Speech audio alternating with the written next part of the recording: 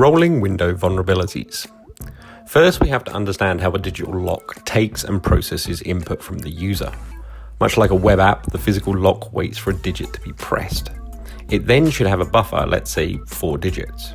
You input 4 digits into that lock, and the lock now checks those 4 digits against what it has stored to see if they match.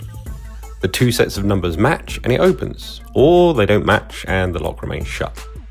The key point here is that there is a limit to the start and the end of the code.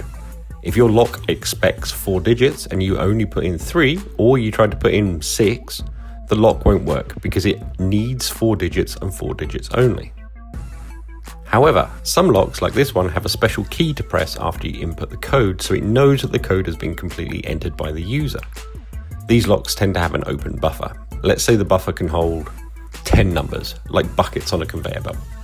The first number goes into bucket 0, the next into 1, and so forth until the buckets are full and it cycles round to bucket 0 again.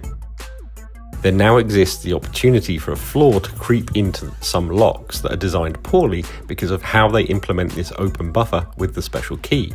Because it doesn't check the list of numbers as a whole, it now uses a fixed window size that moves along the list. The lock has an opening code of 8240 in its memory, a 4-digit code. The window size for the lock is 4 digits. The user then puts in 8240 and presses the special button, and the lock checks its window for the number and it matches, so it'll open.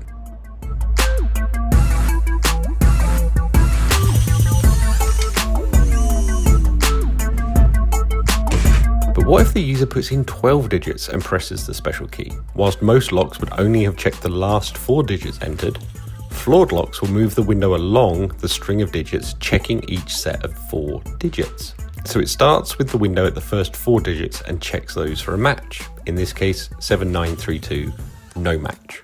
So it moves along the window by 1 digit. Again, no match. It keeps rolling that window along until it comes across 8240, finds a match and opens the lock. Well, why does this matter? Well, with some math and some working out, an attacker can create a string of numbers to check loads of numbers very quickly.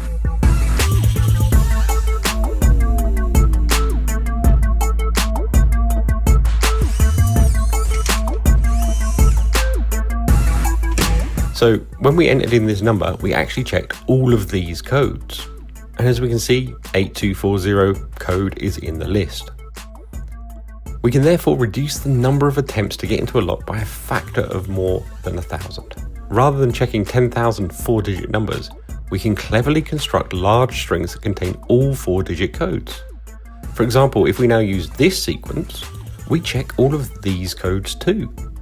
Using just 2 sequences of numbers, we've checked over 20 different codes, a huge time saver for someone trying to brute force their way into a lock.